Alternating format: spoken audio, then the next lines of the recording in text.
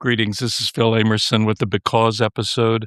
And I've been thinking a lot recently about the tragedy that we're experiencing as a nation as we have overfunded and overindulged the work of Department of Homeland Security and the ICE agents.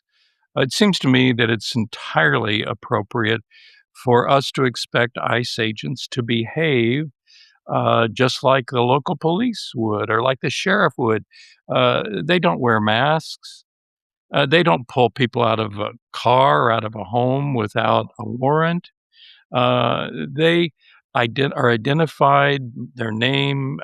They wear body cams so that you just can't say, well, you know all of those things, perhaps. I hope you do. This is what caused me to want to talk today.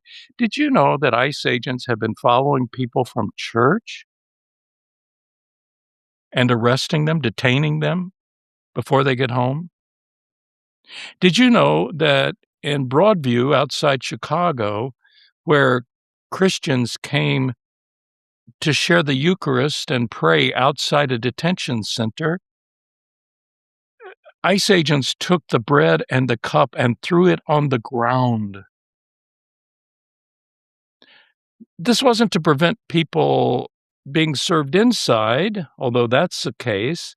This was just people who were gathering there to pray and sing and protest the ICE agents' presence. I think the church is under threat, and I want to give thanks to the people in Minnesota and to the people in Chicago and to the people in Las Vegas and to the people in California who, as people of faith, Christians and Jews and Muslims, are saying, no, no, no, no, no, no, no. This is not what our scriptures teach us. Jesus was simply pointing to a common understanding when he asks the young man, "What do you think is the law, the substance of what God teaches?" And the young man said, "Well, to love God and the neighbor." And Jesus said, "You have it right. Now go live that way." The way ICE agents and DHS has been behaving is not a thing of faith. It's a thing of authoritarianism. It's not a thing of the Constitution. So I want to argue on both the basis of biblical scripture and the U.S. Constitution that we need to do better. And during this Lenten season, it's time for us as people of faith to say, yes, we want secure borders. No, we don't want criminals to just go scot-free.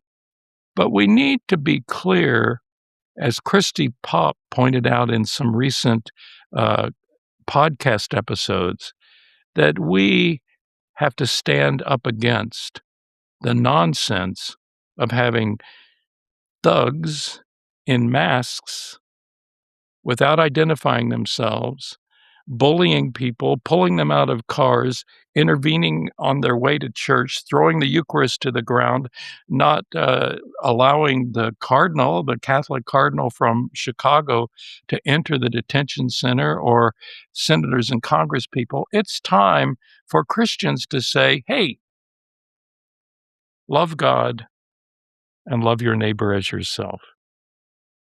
May you know God's peace, and may you be faithful in your witness, however you do that. God bless.